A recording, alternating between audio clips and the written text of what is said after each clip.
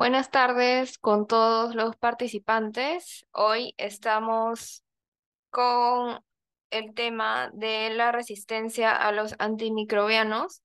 En esta sesión vamos a tener el agrado de ser acompañados por el doctor Juan Villena Vizcarra. Este microciclo de sesiones se ha realizado en compromiso con contribuir al fortalecimiento y actualización de conocimientos de los profesionales de salud y por ello este tema estará a cargo de especialistas reconocidos. En esta sesión estamos junto con el doctor Juan Villena Vizcarra. Él es médico cirujano especialista en infectología de la Universidad Nacional Mayor de San Marcos. Fue decano del Colegio Médico del Perú, docente también de la Universidad Nacional Mayor de San Marcos. Es médico internista e infectólogo del Hospital Guillermo Almenara de Salud. Le damos la bienvenida por estar en esta telecapacitación junto con el Senate y le damos el pase para empezar esta exposición. Muchas gracias, doctor. Hola, muy buenas tardes. Muchas gracias por la invitación y bueno, felizmente que estos días han estado conversando sobre el tema y entonces entiendo que la idea hoy día fundamentalmente es terminar por decir lo que han estado escuchando estos días. O sea, hablar un poco más sobre la resistencia e intentar hacer un resumen muy exagerado de lo que significa este proceso de enfermedad. Me da mucho gusto estar con ustedes. Realmente, cuando hicieron la presentación, señalaron que yo trabajo en el Hospital Almenara. Eso ha sido cierto. Ha sido siempre mi hospital. Nunca estuve en ningún otro hospital, sino solamente durante mis años de residentado médico. Y el internado lo hice inclusive en el Hospital Almenara, mi residencia sobre medicina interna, especialmente la hice en el Hospital Loaiza. Entonces soy un loaicino en el Almenara toda la vida. Ahora, única y exclusivamente estoy dedicado a la docencia en la Universidad de San Marcos, donde, como señalaron, yo soy el director del Departamento de Medicina, hago medicina interna y hago infectología. Este tema de la resistencia bacteriana, quizás en lo que estoy mostrando aquí, se pueda señalar la trascendencia que tiene. Es uno de los mayores problemas de salud pública, indudablemente. Y como veremos, no hay algún lugar en el mundo donde no exista un proceso infeccioso y tampoco ya se conozca algún caso de resistencia por parte de las bacterias. La Organización Mundial ha tomado este problema como una prioridad y por lo tanto existen una serie de programas, una serie de planes para disminuir la resistencia en las bacterias que van produciendo cuadros infecciosos. Y esto se debe a que la propia infección, sobre todo cuando es por bacterias resistentes, ya condiciona un caos en el sistema de salud por la gran mortalidad que puede producir. Se calcula que más o menos para el 2050, más muertes que por cáncer de los que actualmente se producen habrán en el mundo. O sea, superará a la cantidad total de muertes por cáncer. Y además de ese tema de salud, la parte económica es fundamental tenerla en consideración. En el Reino Unido, en algún trabajo que se ha publicado, se calcula más o menos 100 billones de dólares anualmente para combatir lo que es una infección resistente.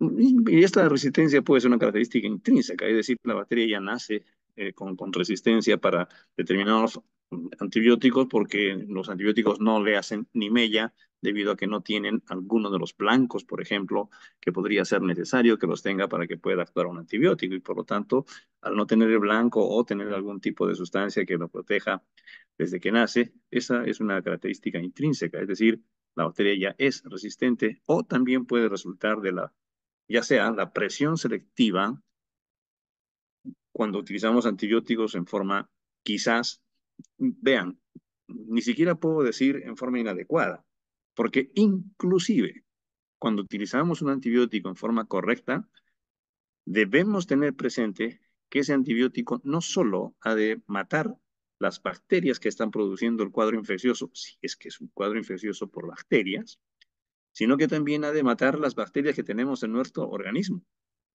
y que de por sí pueden haber en nuestro organismo, pueden haber bacterias de diferente grado de sensibilidad para los antibióticos. De tal manera que si mata a nuestras bacterias sensibles, nos va a dejar poblados con las bacterias que tengamos resistentes. Esto es consecuencia del uso de antibióticos, la selección o presión selectiva, como llamamos, es el seleccionar bacterias que antes de utilizar el antibiótico ya tienen algún grado de resistencia y simplemente, como veremos más adelante, matamos las que son sensibles y quedan las resistentes. Esto significa presión selectiva. O sea, hoy día es dramático lo que está sucediendo. Vean, no hay un lugar en el mundo donde no se haya detectado algún grado de resistencia o infecciones por bacterias y microorganismos resistentes. Es una batalla permanente entre el tratamiento y la resistencia de las bacterias. Como ustedes deben conocer, hemos pasado por periodos y etapas de bacterias que fallecen por el antibiótico que le damos, grupo de bacterias que se hacen resistentes a ese antibiótico, cambiamos el antibiótico, le damos uno nuevo y así sucesivamente como lo vamos a ver en el transcurso de esta conversación.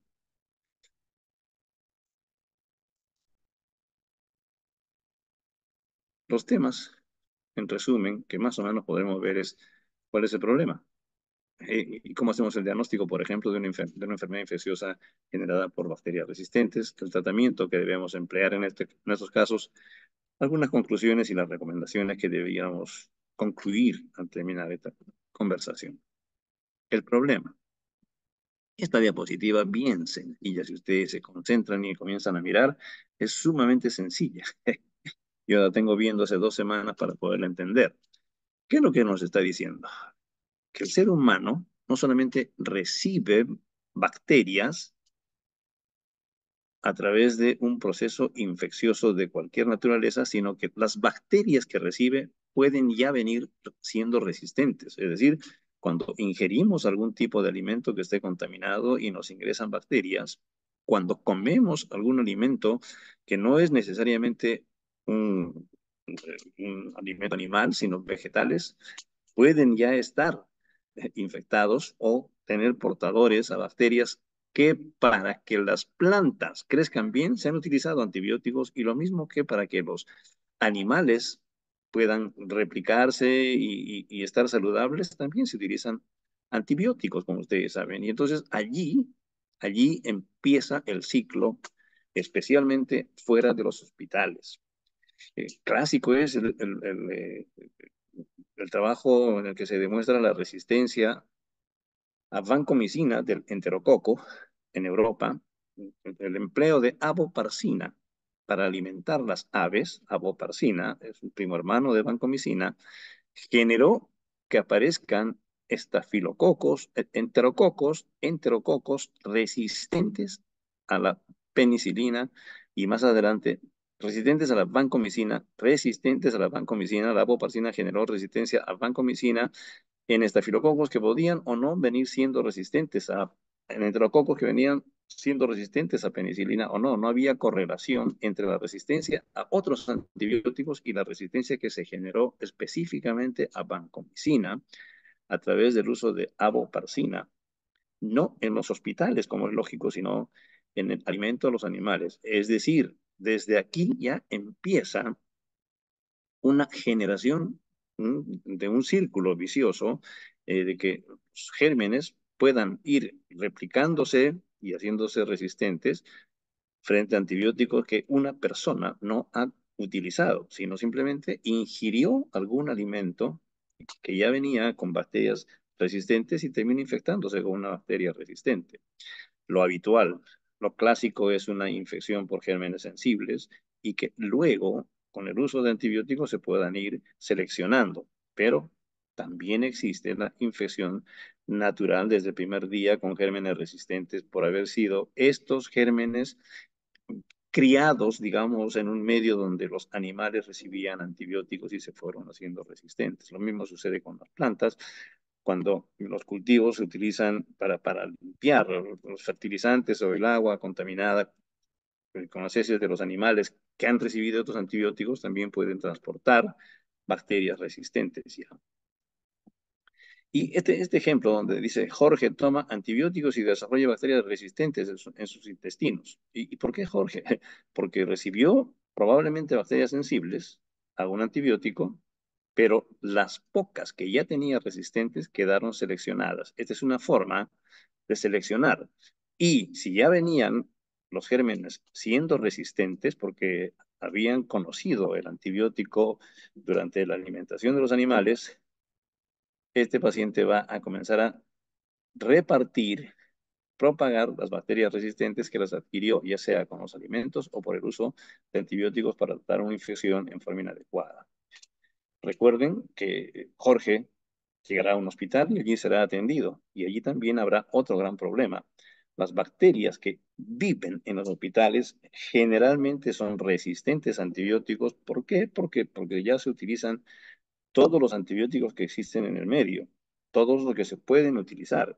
El Hospital Almenara, por ejemplo, tiene tigecyclina, colistina, linezolid, en fin. Los antibióticos de última generación se utilizan en los hospitales por tradición, en los hospitales grandes con mayor razón y en las unidades de cuidados intensivos se enfrenta a los gérmenes que viven allá en esa zona, a los antibióticos más nuevos o más recientes y va generándose nuevamente resistencia.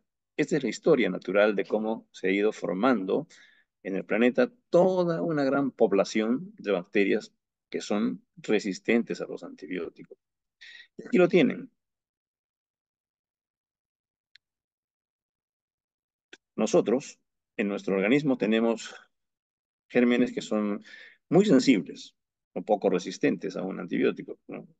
Si hay uno o dos resistentes, ¿qué puede suceder? Que tomemos un antibiótico por una infección que justifique el uso del antibiótico, pero sin embargo, si es un antibiótico, escuchen bien, un antibiótico lo utilizamos justificadamente porque hay una infección bacteriana, pero podría ser injustificada en el sentido de utilizar una droga extremadamente potente para la infección que tengamos. Una faringitis no necesita antibióticos si es que es viral. Y si es bacteriana, de repente con penicilina sería suficiente y no hay necesidad de utilizar ceftriaxona, por ejemplo, para una infección sencilla como es una faringitis.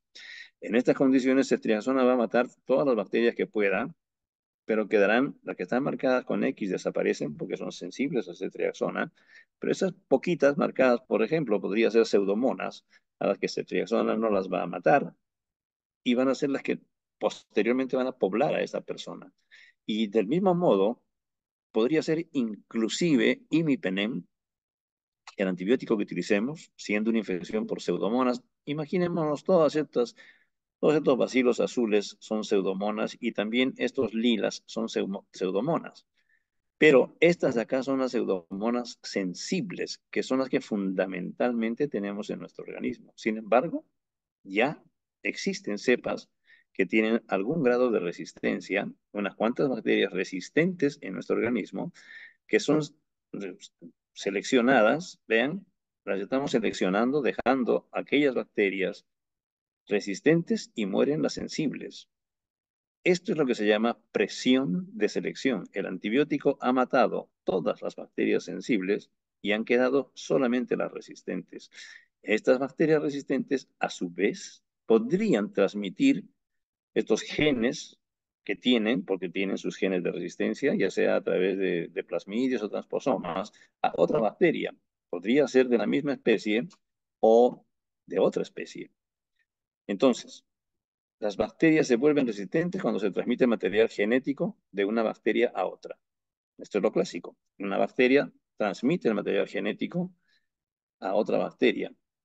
La forma de transmitir dentro de la misma especie, o sea, el estafilococo o los estafilocoquitos, es cuando se replica el estafilococo y dan los estafilocoquitos que ya llevan los genes de la bacteria resistente. Pero también pueden haber reuniones de bacterias donde hay cocos, bacilos, qué sé yo, una orgía, como suelo comentar, donde hay cientos de bacterias y comienzan a compartir plasmidios o transposomas. Y en estos plasmidios o transposomas, que son, si ustedes quieren, como cuando vamos a una fiesta y compartimos un cigarrillo, las bacterias comparten plasmidios o transposomas que, son que llevan en su interior fragmentos de ADN que ya podrían tener algunos genes de resistencia y esto se transfiere a bacterias que antes eran sensibles, le pasamos un gen resistente y la bacteria ahora es resistente. Quiere decir entonces que tenemos dos formas de que emerja, que emerja la resistencia entre las bacterias. ¿Ah? Esta es una bacteria susceptible, un estafilococo. De repente se produce una mutación entre sus genes. Simplemente mutó y se vuelve resistente esta bacteria. Pero luego se va a replicar. Se va a replicar esta bacteria y el estafilococo cuando se replique va a dar estafilocoquitos resistentes, nuevas bacterias resistentes. Esta bacteria se hizo ya resistente por las mutaciones y estas mutaciones se las transfiere a los estafilocoquitos. Eso es dentro de la misma especie, entonces esta es una resistencia cromosómica, porque estos genes van a ir en los cromosomas de la bacteria. Por otro lado, como les decía yo, puede haber una reunión, una asamblea, una orgía o lo que ustedes quieran de bacterias, a ver Escherichia coli, ¿ah? Enterococo, Escherichia coli o lo que ustedes quieran, y ellos tener allí plasmidios o transposomas o en sus propios genes ya tener en sus ADN, en su material genético, tener fracciones, genes de resistencia, que a su vez, cuando están en estas sesiones, reuniones o lo que fuere, están mezcladas. El mejor sitio, las heces. Las heces son millones de bacterias, como ustedes saben. Y allí están compartiendo transposomas o plasmidios. Y entonces el enterococo te va a transmitir al estafilococo este plasmidio que lleva señal para hacerse resistente a la vancomicina. Y así fue como apareció la resistencia a la vancomicina. Primero, el enterococo se hizo resistente en el mundo y posteriormente fueron transmitiéndole el estafilococo y hay, como ustedes saben hoy día, en gran parte del planeta, estafilococos vancomicino resistentes. ¿Por qué? Porque hubo una transferencia desde el enterococo genes a los estafilococos. Esto fundamentalmente en Europa. Y tenemos entonces dos formas de transferencia. El estafilococo a los estafilocoquitos, mutaciones cromosómicas, y de las bacterias, cualesquiera otra, una Escherichia coli o un enterococo, que transfiere a otra bacteria, otra especie, entre especies, interespecies, a través de plasmidios o transposomas. Es la forma en la que se transmite la resistencia bacteriana.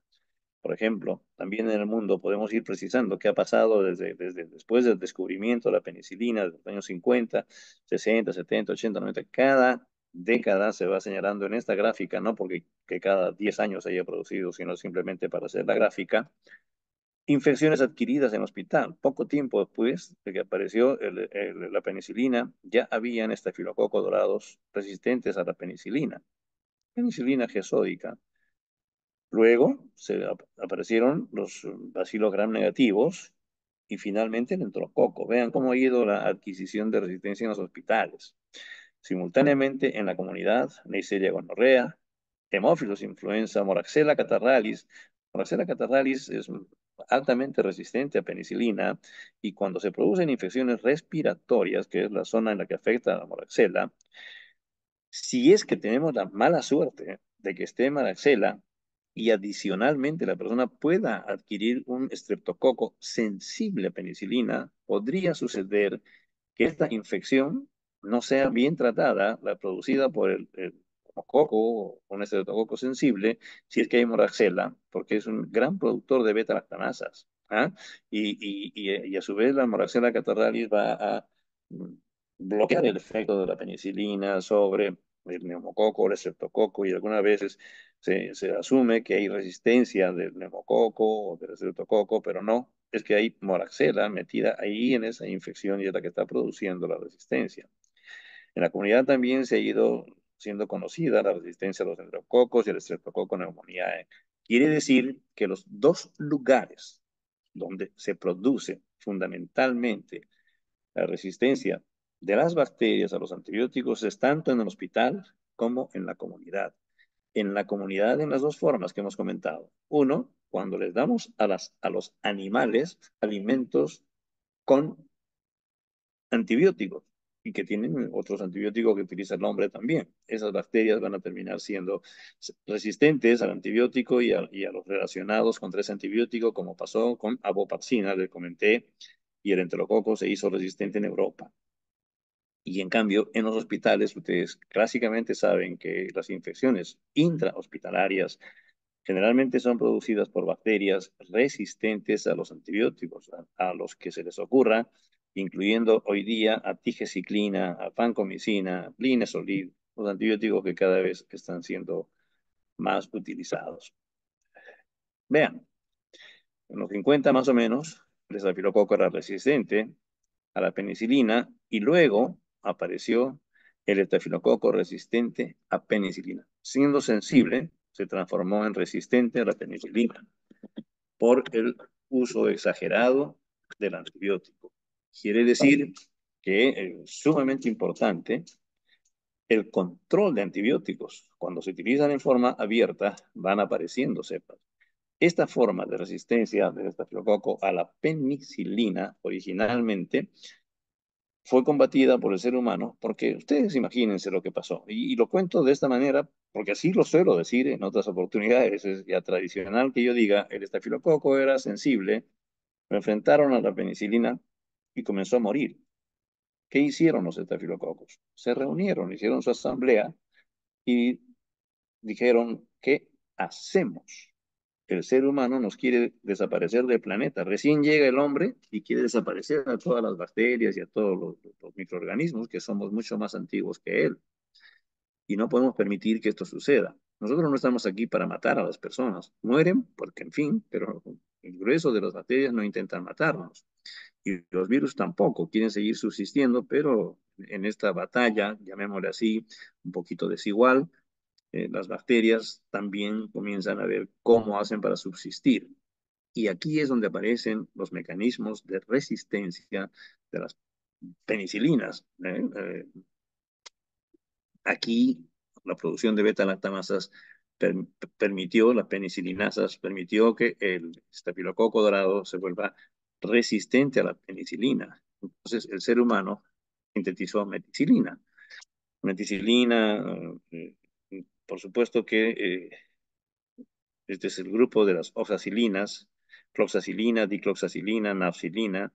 Nosotros no tenemos meticilina, pero es lo mismo. La resistencia a oxacilina que tenemos en nuestros hospitales es precisamente porque la bacteria, cuando apareció un nuevo antibiótico, tuvo que hacer otra reunión e inventar otro mecanismo de resistencia.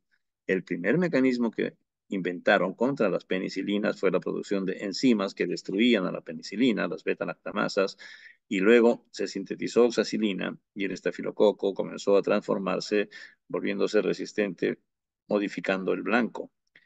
Vancomicina aparece como un nuevo antibiótico y generó resistencia al enterococo. Como ustedes saben, también actúa en la pared celular y aquí al hacerse resistente el enterococo vancomicina, le transfirió a través de plasmidios, en el 97 se comienza a publicar los primeros casos de estafilococo intermedio resistente o intermedio sensible a vancomicina. Y por primera vez, en el año 2002, vean, hace 20 años y un poco más, se publicaron, especialmente en las zonas de Japón, estafilococo aureus resistente a vancomicina. Vean cómo ha ido evolucionando desde el año 50 hasta el 2000 prácticamente. En 50 años, cada vez que el ser humano producía un nuevo antibiótico, las bacterias fueron generando un mecanismo de resistencia como si fuesen seres pensantes. En realidad, esto que digo yo, que se reunieron y conversaron y decidieron hacerlo, es una forma de decirlo, pero lo que realmente sucede es que se producen mutaciones al azar y que permiten que aquellas bacterias que no saben sobrevivir con las mutaciones que se han producido desaparecen y las que quedan son las que generan mutaciones resistentes. No solamente sucede en las bacterias, también sucede en los virus, los hongos. Así es la evolución natural de los seres. Quedan sobreviviendo los que tienen capacidad para subsistir, para sobrevivir, y si hay necesidad, los peces grandes se comen a los chicos. Y ya cuando hablamos de grado de resistencia, porque acabo de mostrarles, el estafilococo, por ejemplo, se ha ido haciendo resistente a diferentes antibióticos durante el tiempo, y hoy día ya cuando hablamos de resistencia en general, tomamos en consideración a qué antibiótico es resistente una bacteria, si es a múltiples antibióticos o a uno solo, o más bien a todos. Y de ahí viene la multidrogoresistencia MDR a secas, como para tuberculosis, donde por lo menos un antibiótico de 3 o más familias que se utilizan normalmente para tratar estas infecciones ya no es activa contra esa droga. Decimos multiresistencia, por lo menos a un antibiótico de cada una de 3 o más familias. Resistentes a los aminoglicósidos, por ejemplo, basta que sea a gentamicina 1, resistente a gentamicina 1 de los aminoglicósidos, por ejemplo, que sea a citromicina 1 de los macrólidos y a penicilina, uno de las penicilinas, ya podemos decir que es un multidrogo resistente, especialmente para aquellos antibióticos que son de utilización importante contra estas bacterias, las que se consideran causantes de la infección. XDR o extradrogo resistencia o resistencia extendida, a su vez, es que ya no solamente hablamos de un antibiótico de 3 o más familias, sino al menos un antibiótico de todas las familias que se utilizan para tratar las infecciones de ese tipo de bacterias. Para la bacteria tal, utilizamos este grupo de antibióticos y no hay sensibilidad salvo a una o dos de esos antibióticos. Ese es extra drogoresistencia, uno o dos. En cambio, la panresistencia ya no hay sensibilidad a todos los antibióticos de todas las familias. Especialmente estamos hablando de la que se utiliza en el tratamiento de la bacteria considerada. Es decir, aquí estamos perdidos. No hay antibióticos para estas bacterias que son panresistentes. Las extra resistentes tenemos que buscar con mucha cautela y seleccionar adecuadamente cuál de la una o dos familias todavía son activas contra este antibiótico. Y la multidrogoresistencia es aquel que tiene 3 o más familias de las cuales se utilizan normalmente. Lógicamente, cuando hay una infección necesitamos establecer un diagnóstico y el diagnóstico en el caso de las enfermedades infecciosas, incluye determinar cuál es el germen. Lógicamente, ustedes me dirán, pero doctor, primero tenemos que saber dónde está la infección. Tendremos que saber cuáles son los síntomas que tiene el paciente. El paciente viene por tos, tiene dolor de garganta. Obviamente, eso va a ser un poco difícil, que sea una infección urinaria, como ustedes saben. Los síntomas y el cuadro clínico son absolutamente fundamentales para hacer el diagnóstico y nosotros podemos intuir cuál es el órgano afectado y no solo intuir, sino definir dónde está la infección. Si es una infección respiratoria, del sistema nervioso central, genitourinario. Lo que no podemos determinar es cuál es el germen. Aún cuando sí sabemos, por ejemplo, que todas las infecciones, la palabra todas no existe en medicina. El grueso de las enfermedades infecciosas por encima del diafragma son por gérmenes gram positivos. Por debajo del diafragma generalmente son gram negativos o anaerobios, como ustedes saben. Entonces, podemos sospechar frente a un determinado cuadro clínico y a un determinado paciente, a una determinada persona, cuál podría ser el germen más probable para que nosotros podamos seleccionar de manera empírica el mejor antibiótico. Lo que ustedes en estos días han estado conversando sobre uso racional de antibióticos, es decir, un buen diagnóstico fundamental, primero, una alta sospecha de cuál es el germen y la selección del mejor antibiótico para ese tipo de gérmenes que suponemos está produciendo la infección. Lógicamente, en otros casos, no ha de ser suficiente la sospecha y además, si el paciente es un inmunosuprimido, un paciente diabético, es un paciente que tiene problemas para subsistir con una infección, paciente de más de 70 años, de repente ha de ser necesario aislar el germen para definir mejor el diagnóstico. Podemos sospechar que es una infección respiratoria por un gram positivo o que es una infección genitourinaria por un gram negativo, que son los más comunes, un cuadro digestivo, un gram negativo, o de repente, si es que está dentro del abdomen, un anaerobio inclusive, pero es necesario precisar mejor cuando el caso lo amerita. De lo contrario, el empleo de antibióticos frente a una infección bacteriana sí se justifica que sea empírico cuando son las primeras infecciones que tiene una persona y no ha utilizado muchos antibióticos, sospechando bajo una historia bien desarrollada. No se trata de que el paciente viene con fiebre y le ponemos ceftriaxona en emergencia, sino que le preguntamos qué más tiene. Y hoy día voy a contarles lo que siempre yo comento, ¿no? ¿Qué más tiene usted? Doctor, me salen unas manchitas acá rojas que parecen alas de mariposa, no sé qué será. Se me está cayendo el pelo últimamente y ahora estoy con fiebre. ¿Y sabe qué? A veces tengo dolores en mis articulaciones. Mire mis deditos en uso. Y luego, ¿sabe qué? Creo que tengo la orina telescopada. Y ahora estoy con fiebre. Y ¡prac! Le clavamos su ceftriaxona. Lo que está haciendo es un cuadro de actividad de la enfermedad que ustedes ya están sospechando. Por eso es fundamental el diagnóstico correcto. El diagnóstico correcto de infección bacteriana para utilizar un antibiótico. Y entonces, nosotros vamos a desarrollar eh, un examen de esputo, si es que amerita el caso, obtendremos una muestra de esputo, ya sea por un fibrobroncoscopio protegido o de repente un aspirado transtraqueal, si es que tenemos esas posibilidades y esa facilidad, y de repente inclusive una punción torácica hasta llegar a neumonía. Mucho dependerá de que en qué centro de médico me encuentro y qué posibilidades para poder obtener las muestras. Si es una infección aparentemente urinaria, de pedir una muestra de orina y se acabó la cosa. Si hay necesidad y tengo que hacer una punción suprapúbica, se tendrá que hacer la punción suprapúbica para tener el procedimiento diagnóstico más adecuado para cada caso y para cada paciente, por supuesto, en cada caso de infección. Vamos a desarrollar cultivos que permiten reconocer el agente infectante y su sensibilidad. Varios, diversos medios, inclusive una placa Kirby-Bauer con antibióticos o ya preparados con antibióticos determinados. Puede ser así. El medio de cultivo ya tiene un antibiótico y allí cultivamos o utilizamos tiras reactivas. En fin, esos procedimientos, lógicamente no los voy a comentar en detalle, pero sabemos que existen diferentes pruebas diagnósticas para determinar la, eh, la causa de la infección, qué gérmenes, y por supuesto, tendrán que desarrollar un antibiograma para poder precisar cuál es el germen que está produciendo la infección.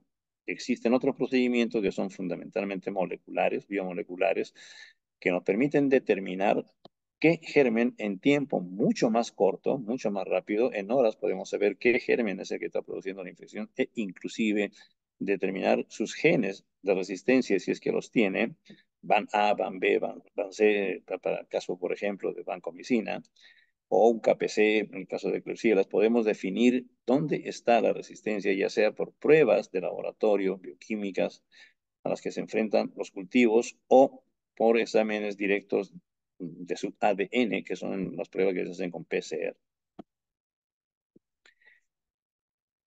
Es un varón, sin embargo, está presentando un cuadro clínico que da la impresión de ser una infección urinaria. De repente tiene piedras, ¿ah? Tiene piedras, tiene cálculos y han producido una infección urinaria en él, o es un paciente inmunodeprimido, o de repente es un paciente diabético. O sea, no necesariamente tiene que ser una dama para que haga un cuadro infeccioso. Me refiero en orina. Puede ser un varón, aunque esto es raro.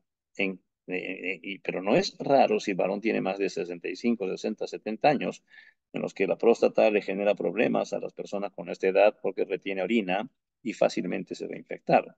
Pero el cuadro clínico, disuria, prolactina, o lo que ustedes quieran, más porque el paciente nos dice que tiene algo de dolor, nos hace sospechar cuál es la infección. Pero como acabo de decir, este es un varón joven y eso nos debe llamar la atención. ¿Qué otra condición más presenta este joven para que tenga una infección urinaria? Porque no es común en varones jóvenes, con mayor razón. De repente, como acabo de decir, es diabético o tiene alguna obstrucción, alguna malformación genitourinaria que permite que se quede la orina y no se evacúe adecuadamente. Ocasionalmente, una relación contra natura puede una relación anal penetrativa puede generar contaminación. Recuerden, esa zona está llena de heces y es factible que pueda producir una contaminación. O sea, uno no se queda con la historia de que me duele acá o tengo molestia para orinar, sino de qué paciente estamos hablando. Hacemos el cultivo para determinar cuál es el germen que está produciendo la infección. Este es un cultivo, lógicamente, de otra infección, no una infección urinaria. Pues es un coco, como ustedes ven. Y lo grave, acá hay una pelea, un enfrentamiento entre el antibiótico y las bacterias. Vean, es una microfotografía agrandada donde las bacterias están peleando con el antibiótico. Eso es lo que se llama resistencia bacteriana. El diagnóstico presuntivo frente a un joven, como lo acabamos de ver, es clínico, es una infección urinaria, pero hay que corroborar con un cultivo de orina y hacer un antibiograma para establecer la sensibilidad de las bacterias. Lo que nos interesa es establecer cuál es la sensibilidad para utilizar adecuadamente el antibiótico más correcto, ¿no? Se pueden utilizarse tiras reactivas o hacerse un Gram y tinción de Gram o un cultivo o una máquina que haga las pruebas, un microscan, por ejemplo, y tenemos los resultados, hasta el precio de lo que cuesta cada uno de los antibióticos si los programamos en la máquina. Y es importante tener en consideración la sensibilidad y especificidad de los estudios de laboratorio. Cuán sensible es hacer un gram de orina, cuán sensible es hacer un puro cultivo, una muestra tomada con la segunda orina de un paciente con un perfecto aseo de la zona. ¿Cuál de estos procedimientos mejora el diagnóstico? Un análisis de orina centrifugada, sensibilidad puede llegar hasta el 97%. Si es orina centrifugada y no es una orina simple puesta al azar. La especificidad es también muy alta, 95. ¿Pero de qué estamos hablando? De una orina centrifugada.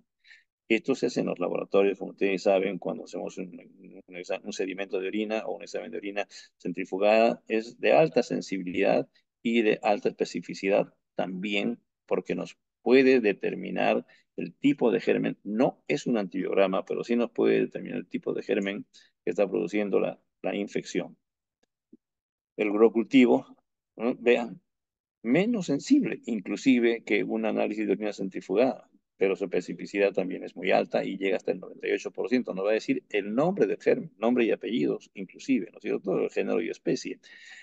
Podemos utilizar varillas de inversión para ver qué características tiene esta orina desde el punto de vista bioquímico, o hacer un grano de orina sin centrifugar, cualquiera de las dos cosas. Vean, hay cierta diferencia, 82-97 contra 81-95. No es extremadamente significativa, pero es evidente la diferencia. En cambio, la especificidad también va a caer hasta el 71% en algunos casos cuando el gramo de la orina es sin centrifugar. El recuento bacteriano, sumamente importante. Si hablamos de infección urinaria, no vamos a conversar sobre infección urinaria hoy día, sino simplemente les pongo este ejemplo, porque tenemos que saber qué es lo que estamos pidiendo. Tenemos un recuento bacteriano, más de 1000 colonias, en una muestra adecuada puede decirnos una cistitis no complicada en damas. 10.000 unidades formadoras de colonias, cualquiera de estos dos casos pueden también ser contaminación simplemente y uno tiene que estar atento, pero si las manifestaciones clínicas van acompañadas de un examen de esta naturaleza, hay manifestaciones clínicas que hacen sospechar infección urinaria y tenemos estos resultados. Inclusive, 1000 unidades formadoras de colonias nos hacen el diagnóstico de infección urinaria en una chica que tenga una infección no complicada. En cambio, el diagnóstico clásico es con más de 100.000 unidades formadoras de colonias en muestra de orina en la mitad de la micción en mujeres de cualquier tipo, de cualquier condición. Y un recuento de los patógenos en muestra obtenida por punción suprapúbica no requiere ni siquiera ser de 10.000 porque es una punción 100% tomada adecuadamente, debiera ser estéril y no tiene por qué haber gérmenes en esta zona. Es una punción suprapúbica. Esto quiero decirles que mucho depende de cómo se lleva a cabo el procedimiento. ¿Qué estoy haciendo? Estoy haciendo una punción suprapúbica, estoy tomando una orina directamente desde la uretra sin que haya un aseo adecuado o con el mejor de los aseos o la dama está con flujo vaginal, tiene descensos. Estas condiciones nos tienen que hacer precisar el diagnóstico de manera mucho más cuidadosa. Es decir, ¿de qué paciente hablamos? Nuevamente, eso es fundamental. ¿Qué paciente? ¿Qué edad tiene? ¿Cuál es su conducta? qué tipo de contacto sexual tiene cuando lo tiene, en el parque y sin aseo, qué sé yo, en el jardín botánico o donde quiera, o tiene un contacto sexual con el debido aseo pre y post coital, porque esto va a disminuir la posibilidad de que haya no solamente una infección, sino que, y si sucede esto, imagínense cómo podrá tomar la muestra de orina si no será la forma más adecuada. Dos cultivos en pacientes con bacteriuria asintomática y que aparezca la misma cepa bacteriana, Escherichia coli, sensible a tales y resistente a tales específicamente, y eso se repite. Si las diferencias son de 24 horas de diferencia con un recuento de más de 100.000, el diagnóstico está establecido y requiere tratamiento inclusive en pacientes con bacteriuria asintomática. Adicionalmente a los cultivos, otros procedimientos diagnósticos sumamente trascendentes son los que hemos comentado al inicio, PCR, la reacción en cadena de polimerasa, que es la detección del genoma de los agentes patógenos. Un estreptococo, un estafilococo, si es que es una infección respiratoria, o Escherichia coli, si es una infección urinaria. Vemos sus genes y esto nos permite, si no tenemos la posibilidad de hacer un examen directo y ver qué germen es. Hacemos un PCR y la máquina nos va a decir las características que tiene y a qué bacteria corresponde ese ADN que ha detectado la reacción en cadena de polimerasa. Inclusive pequeñas cantidades, por eso se llama reacción en cadena, porque sacan un pedacito de ADN, ¿ah? Un pedacito de ADN, y se replica tantas veces este pedacito que tenemos en las 36 veces que se va a replicar durante todo el proceso de la reacción en cadena, todos los ciclos, ¿ah? Billones de bacterias, de tal forma que es imposible no reconocerla. Y permite el diagnóstico inclusive de infecciones producidas por microorganismos de crecimiento lento, como son las micobacterias. El diagnóstico de tuberculosis, como ustedes saben, hoy día se hace con mucha más facilidad a través de un PCR que permite determinar si es que es inclusive resistente a determinados antibióticos. No solamente, entonces, el procedimiento llamado reacción en cadena de polimerasa nos identifica el germen, sino que nos permite establecer sus sensibilidades. O sea, microorganismos de crecimiento lento, agentes infecciosos que no pueden ser cultivados, esa es la de PCR, virus no podemos cultivar con facilidad, hay que inocular en huevos. O sea, es un procedimiento no habitual el de virus para el diagnóstico. Sin embargo, PCR, como en esta pandemia de COVID, la prueba de detección PCR o la detección de antígeno viral son pruebas diagnósticas que nos permiten establecer qué germen, bacteria o virus está produciendo el cuadro clínico. Y cuando hablamos de resistencia, no solamente nos va a ser útil para precisar cuál es el germen, sino si tiene ya genes de resistencia. Los genes de virulencia o de resistencia a drogas pueden ser determinados por un PCR. Y entonces, una cadena de polimerasa nos permite reconocer el agente infeccioso y además evaluar la resistencia que tengan estas bacterias. Detecta mutaciones puntuales, detecta cepas resistentes a antibióticos, monitorea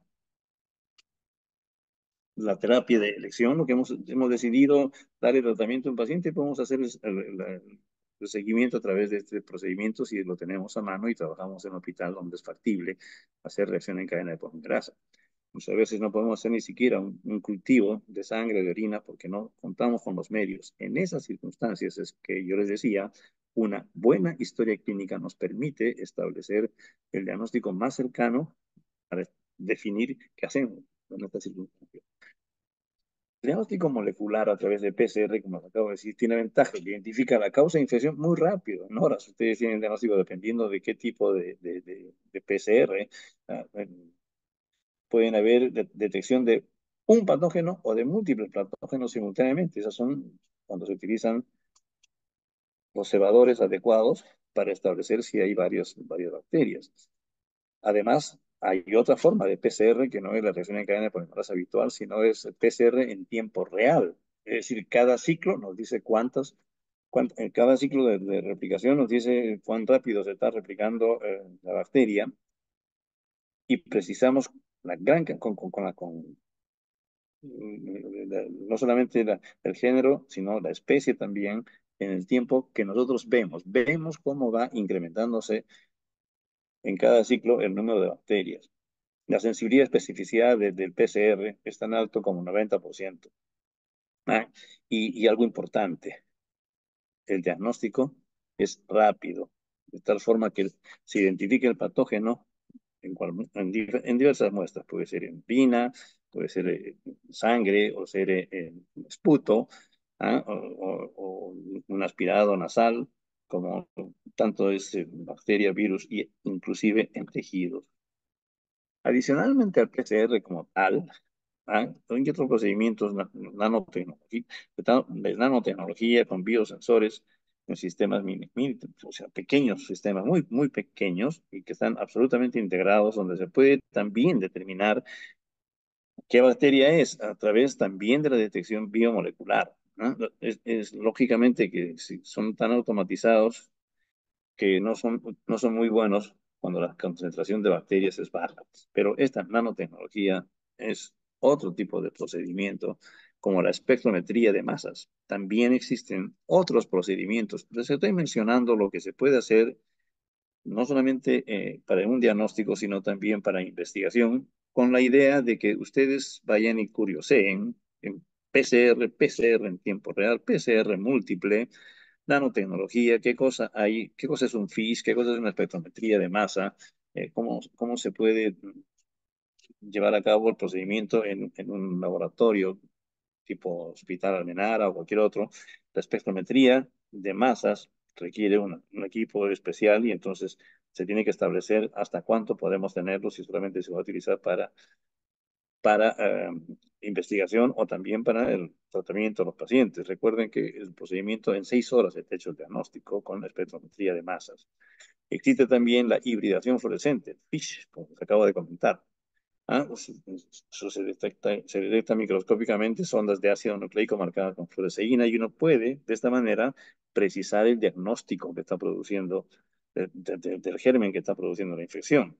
En los laboratorios de investigación se utiliza mucho esta prueba, por eso es que la traigo para que ustedes también conozcan y curioseen, revisen en qué consisten estas pruebas diagnósticas, además del cultivo común y corriente que se utiliza en una placa de Petri, Kirby Bauer, las pruebas para hacer el diagnóstico, sino que también existen otras pruebas que nos permiten precisar el diagnóstico. Este FISH es una prueba muy rápida, con alta sensibilidad, requiere múltiples ondas para los patógenos. Y esa es la forma en la que podemos hacer el diagnóstico, ¿no es cierto? O sea, definir cuál es el germen y ver su sensibilidad, porque vamos a tomar la decisión para un tratamiento. Y para darle el tratamiento nos guiamos por el triángulo de Davis. Recuerden ustedes, como dije al inicio, que el tratamiento muchísimas veces va a ser empírico y no siempre tenemos facilidades para hacer un cultivo. Entonces, conocer el paciente es absolutamente fundamental. No es lo mismo un paciente varón de 70, 80 o 100 años, ¿no? que un paciente varón de 20 años. No es lo mismo un diabético, hipertenso, inmunodeprimido, con VIH o lo que fuere, que una persona absolutamente normal o una dama, ¿no? O sea, las características del paciente son fundamentales para precisar qué infección podría tener, dónde podría estar localizada. Y por supuesto, de acuerdo a esta localización y la historia de antibióticos que haya tenido el paciente, si que los tuvo, si que tuvo una sonda vesical, que estuvo hospitalizado o qué sé yo, nos podrá hacer pensar en cuál podría ser el germen que está involucrado. Es un paciente que salió de alta hace 5 días, hace 6 días, y hoy día inicia fiebre, evidentemente es un germen intrahospitalario. Nadie va si es que tiene una infección bacteriana, lógicamente, la bacteria que tenga será una bacteria intrahospitalaria. Han pasado 6 días que estuvo hospitalizado y está transformándose en una infección que uno tiene que sospechar el germen más común que tienen en los hospitales o el hospital donde estuvo hospitalizado el paciente. Quiere decir que es importantísimo un buen examen clínico y una buena historia para precisar dónde está la infección y cuál podría ser el germen, de qué paciente estamos hablando para precisar qué germen podría ser. acabo de decir, es un paciente diabético que está haciendo una otitis externa maligna.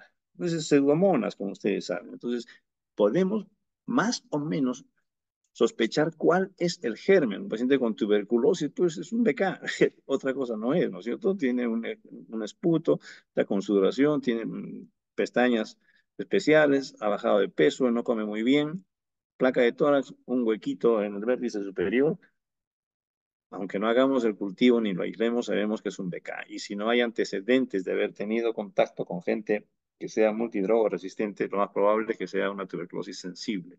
Y si aislamos el BK, mejor para poder hacerle las pruebas de sensibilidad.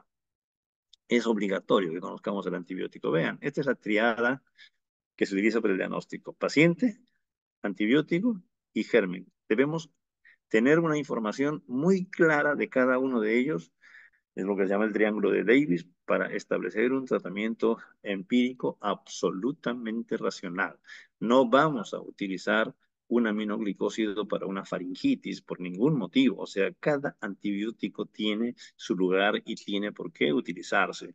Si es una infección por estafilococo, es mejor no darle cloranfenicol al paciente porque seguramente no va a responder. Si tiene una faringitis con paracetamol podría ser suficiente, o agua y sal, o lo que ustedes quieran, y de repente no necesitan un antibiótico porque el grueso son infecciones virales. Entonces, hagamos un tratamiento antibiótico cuando tenemos una sospecha muy clara de que hay una infección bacteriana y que está localizada en determinado lugar donde podemos más o menos precisar cuál es el germen. ¿Es una infección urinaria, doctor, primera vez que la tiene? Escherichia coli, pues, sensible, o sea, cotrimoxazol, ciprofloxacina, pueden ser suficientes. Pero ya esta es su tercera infección urinaria, de repente es preferible un aminoglicósido. Doctor, pero tiene 70 años. También, pues, den aminoglicósido a dosis corregida. No le den ceftriaxona, porque de repente van a generar una resistencia innecesaria. Corrijan la dosis de aminoglicósido y de repente es mejor tratar de esa forma una infección urinaria aún siendo un anciano. Doctor, pero ¿y si es otro germen? Muy bien. Si le han dado tratamiento y no responde en la dosis adecuada, con la frecuencia correspondiente y por la vía que corresponde al antibiótico que están utilizando, eso se llama falla al tratamiento. Y entonces hay que rehacer la historia y tomar las muestras de cultivo que sean necesarias si es que es posible para definir qué germen es y cuál es su sensibilidad. Y de acuerdo a ello, seleccionar en la mejor forma el tratamiento. Finalmente, es necesario reconocer y conocer la resistencia bacteriana local. Trabajo en un hospital X y cuál es la resistencia, cuáles son mis gérmenes sensibles y cuáles son mis resistentes. Si no los conozco, nunca voy a poder establecer cuál es el tratamiento empírico dentro del hospital cuando tenga necesidad de iniciarlo. Si puedo esperar, tomo el cultivo y espero a que tenga el resultado y le doy tratamiento. O tomo el cultivo, inicio el tratamiento y cuando venga el resultado, defino si es que hay necesidad de cambiar o desescalar o continuar con el tratamiento de acuerdo al resultado del antibiograma. Pero eso es lo que tenemos que hacer, conocer la resistencia bacteriana local. Una segunda conclusión importante es que cada día aumenta la resistencia bacteriana. La evidencia es abrumadora. Por lo tanto, sí es necesario que no solamente sepamos que aumenta la resistencia bacteriana, sino que evitemos que esto suceda. Tratemos por lo menos de evitar que suceda. Porque si no tomamos estas medidas necesarias, el problema será cada vez más grave.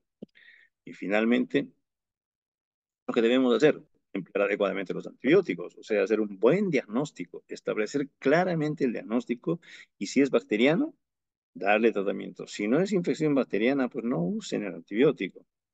Debemos impulsar programas de optimización de lo mismo, como se hace en el Hospital Almenara. Hay un equipo de médicos que hacen un seguimiento a los pacientes infectados y utilización de los antibióticos en la mejor de las formas para que utilizando los antibióticos de manera cuidadosa podamos disminuir la resistencia bacteriana. Seleccionarlos de acuerdo a sensibilidad cuando es necesario. Si hay necesidad de dar tratamiento con antibiótico, es preferible que utilicemos aquel que es más activo, cuya sensibilidad está demostrada mediante los exámenes de laboratorio. Y luego, por supuesto, es algo trascendental el día de hoy, nuevos productos farmacéuticos. Y ya no hablo de antibióticos únicamente, sino aquellas nuevas sustancias que se están ya sintetizando y produciendo para tratar las infecciones, incluyendo las bacterianas. ¿Qué es lo que nunca debemos hacer? Emplear antibióticos cuando no hay evidencia de infección bacteriana. Como digo yo, faringitis. El grueso son infecciones virales. Y cuando el médico dice, pero a mí me va muy bien, yo les doy ciprofloxacina y todos mis pacientes, claro, pues, ¿cómo no le va a ir bien si ciprofloxacina no mata a ningún virus, pero el virus se va solo? O sea, le costó al paciente el tratamiento de la ciprofloxacina y mejoró, pero no por la ciprofloxacina, porque si tuviese un germen, lo más probable es que sería un gran positivo. Y la ciprofloxacina no es el mejor antibiótico para un gran positivo de la garganta. Tal vez levo podrían utilizar, pero solamente debe ser utilizado cuando hay una evidencia de infección bacteriana. Y por supuesto, nunca indicarlo frente a una infección evidentemente viral, como ha sido durante esta época del COVID-19. Pacientes con gentamicina, imipenem, ceftriaxona, para tratar la infección viral antes de que haya alguna evidencia de infección bacteriana. Bueno, creo que es lo que teníamos que conversar hoy día. Así es como la resistencia se ha ido creando en el mundo, con el uso de antibióticos o con ya sea en los alimentos o en los pacientes, seleccionando los gérmenes que son más resistentes o los gérmenes compartiendo a través de transposomas o plasmidios esta resistencia o estos pedazos de ADN que llevan la información genética para generar resistencia en las bacterias. Y finalmente decirles que nada más trascendental que hacer un buen diagnóstico. Tómense un poquito de tiempo, hagan una buena historia, conversen con el paciente, si es factible, examínenlo y tomen la mejor decisión. Muchas gracias, doctor, por este tiempo compartiendo estos conocimientos sobre la resistencia antimicrobiana. Como comentó, pueden ir dejando sus preguntas o dudas en el chat o también abrir el micrófono levantando. Y en todo caso, me hacen llegar sus preguntas a través del correo, como los mostré al final de la diapositiva, o en mi celular, los que no tengan ganas de preguntar hoy día. Y entiendo que no tengan ganas, porque nos hemos pasado como 15 minutos de una hora de estar conversando con ustedes. Siempre es un placer acompañar a quienes trabajan en la salud, por supuesto. Es mi centro de formación y de crecimiento.